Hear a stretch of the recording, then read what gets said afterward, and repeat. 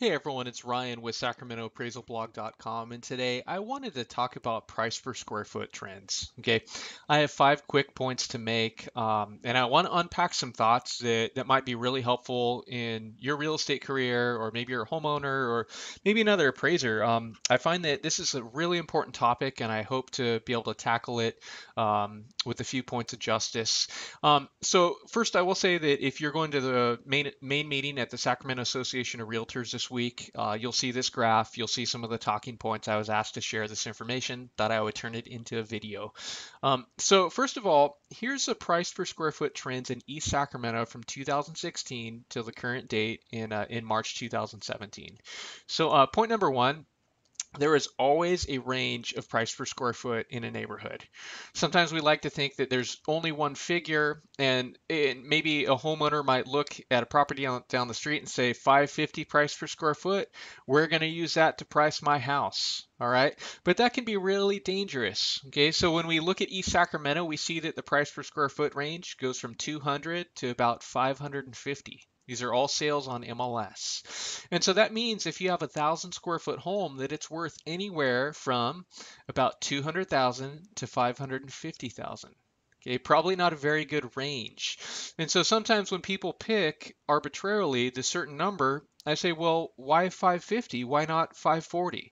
Or why not 263? Why not, 436? Or why not, 478? Okay, and so at some point, I think we have to recognize that there's a range and then maybe consider some of these other points. Okay. Number two is that similar houses tend to have a similar price per square foot. All right. As much as we'd want that 550 per square foot, if we're working maybe on a larger house and then we start to really pull up the comps and anything that's similar, anything that's right there in the neighborhood, we might really go, wow, they're all kind of 325 to 350 price per square foot.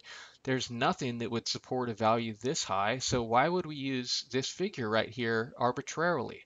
Okay, so let's recognize that point that similar homes do tend to have a similar price per square foot if they're competitive, in location, bed bath count, upgrades, all those things. That's what we tend to see. Thirdly, property characteristics can change the price per square foot. Okay, sometimes we can see a dramatic difference. And so imagine on one street you have a bunch of model matches or at least properties that are fairly similar. You might see a dramatically different price per square foot if one house has a lot that's about twice the size. Or maybe one house is fully remodeled. Maybe one house is a severe fixer and the other is a cosmetic fixer. Okay, and maybe one house is on the corner of the street, which is a very busy road.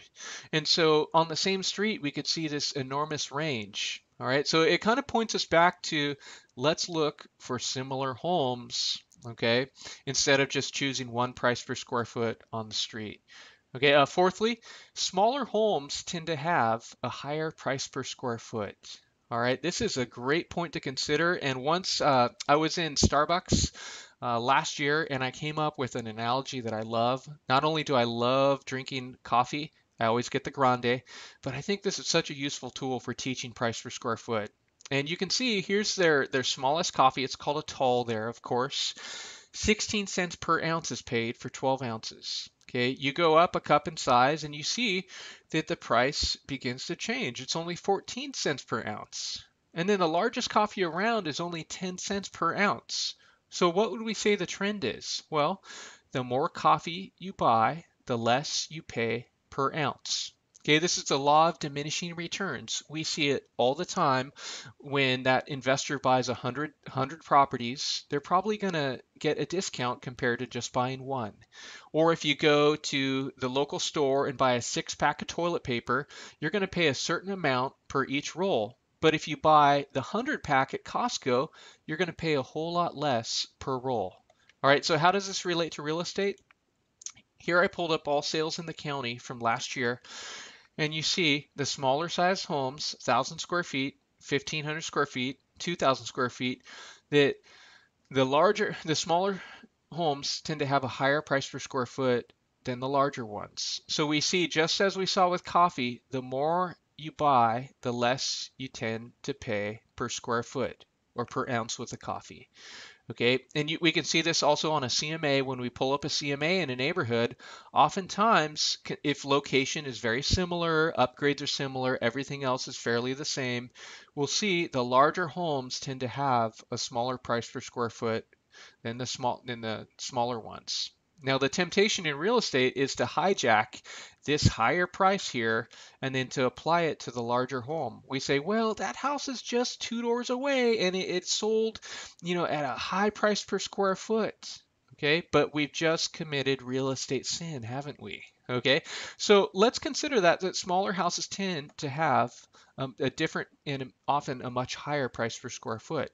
Okay, lastly, point number 5, it really relates to choosing comps and talking to appraisers. And I'll say, let's push price per square foot aside and let's just ask what is actually similar. What is sold and what is listed, what is getting into contract. That will really help us rather than picking that one number, because when we begin to see what is similar, we might come in at a much different range than if we impose a certain price per square foot on a property. All right, so when it comes to talking to appraisers too, I recommend for agents to be in tune with price per square foot. Okay, it's really valuable to know in East Sacramento that here's what the range is.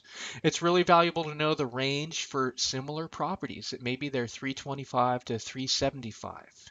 Okay, but at the end of the day, when talking with appraisers, appraisers are choosing comps in their reports. They're looking for something similar to use to compare to the subject property.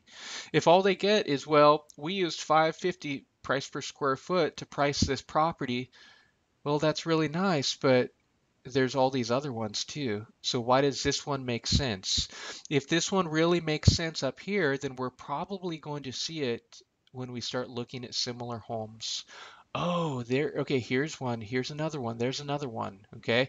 So it's kind of a tell that if we're using a price per square foot that's really high, but then we start to pull up everything that's similar, and then we're very out of sync between the two, then maybe that's a tell that we're using the wrong number or that we're choosing the wrong comps. Okay, I hope that was helpful. If you liked it, please like the video. Feel free to share it, comment below.